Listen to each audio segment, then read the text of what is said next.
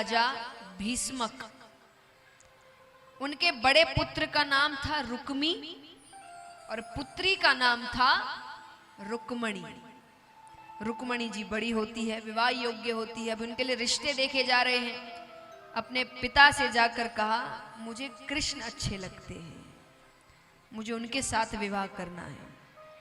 पिता भी मान गए, पर भाई को बात अच्छी नहीं लगी। भाई ने कहा मेरी एक ही बहन है, उसका विवाह मैं अपने मन मुताबिक करूंगा, मानो जैसे उसको विवाह करना है।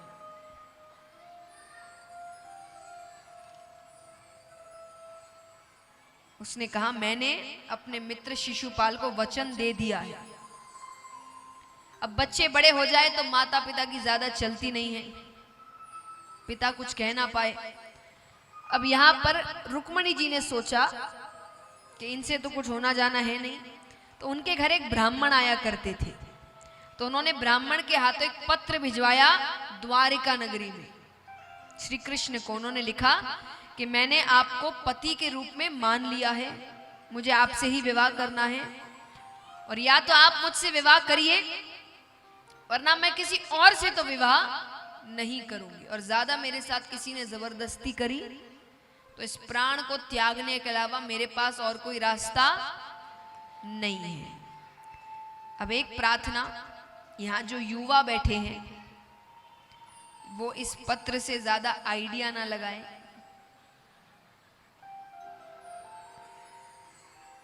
क्योंकि देखिए पहला कारण तो वही बात की भगवान की बराबरी नहीं करनी है। दूसरा कारण और सबसे मुख्य कारण, इतनी बड़ी बात रुक्मणी जी ने लिखी।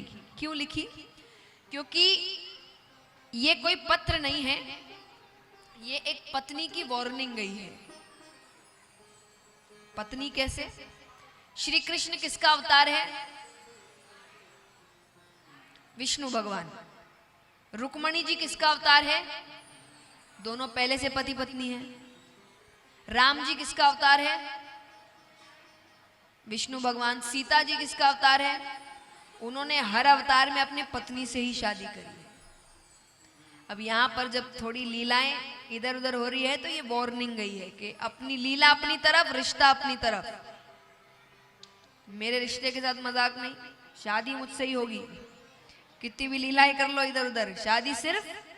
और जो बातें कही जाती, कल भी आप सुनेंगे कि भगवान के 16,108 विवाह, भगवान का पूर्ण रूप से विवाह केवल रुक्मणी जी के साथ हुआ था। बाकियों को भगवान ने अपना नाम दिया था, क्योंकि उसके पीछे लीलाएं हैं कि कुछ ऐसी दिक्कतें हुई थी कि भगवान को उनको अपनाना पड़ा था। तो उसमें तो सबसे बड़ी बात तो आप कल सब सुनेंगे ही, तो जो भी बात, लेकिन उनका विवाह केवल रुक्मणी जी के साथ। रुक्मणी जब यहाँ पर दिक्कतें हो रही है तो रुक्मणी जी ने इसीलिए खत भेजा है और इसीलिए इतनी बड़ी बात कही है कि मैं प्राण त्याग दूंगी, यानी विवाह में केवल मैं अपने पति से ही विवाह करूंगी और किसी से नहीं। इसीलिए आप, क्योंकि संसार में ऐसा कोई नहीं है जिसके लिए प्राण त्यागे जाए, इतना जरूरी कोई नहीं है, ये मैं सबसे कह दूं। यहाँ पर कोई भी इतना जरूरी नहीं है इस पूरे संसार में जिसके लिए आपको प्राण त्यागने पड़े।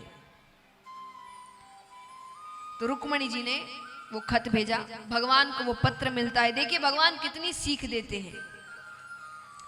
आज भगवान ने, फिर भी हम बातें कहते हैं कि उन्होंने भाग के शादी करी, ये करी वो करी, देखा जाए तो उन्होंने पूर्ण रूप से भाग के शादी नहीं करी है, क्योंकि भाग के शादी का मतलब होता है अपने घर के बुजुर्गों के इच्छा के खिलाफ जाना।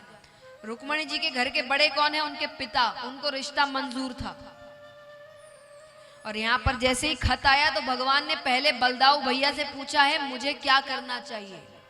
जो परम पिता परमेश्वर है, किसी की आज्ञा की जरूरत नहीं, पर वो क्योंकि लीला है और उनसे बड़े उनके घर में बलराम जी थे उस वक्त, तो उन्होंने अपने बड़े भाई से पूछा मुझे क्या करना चाहिए। बलदाऊ भैया कहते कर लो शादी, उम्र निकल रही है, अभी तो खत आ रहे हैं, फिर ये भी बंद हो जाएंगे। तब भगवान ने स्वीकृति पत्र भेजा कि आप जब गौरा मैया और तुलसी पूजन के लिए आएंगी तो मैं आपको वहां से लेकर चला जाऊंगा। आइए, पूजा तो आज भी होती है पर आज छोटे रूप में होती है। पहले मंदिर में जाते थे तुलसी पूजन, गौरा मैया के पूजन करने के लिए, जो नई नई दुल्हन होने वाली होती है। तो माता आ रही है रुक्मणी जी पूजा के लिए, और एक ही प्रार्थना कर रही है कि मैंने जिसको पति माना है मुझे वही पति के रूप में मिले।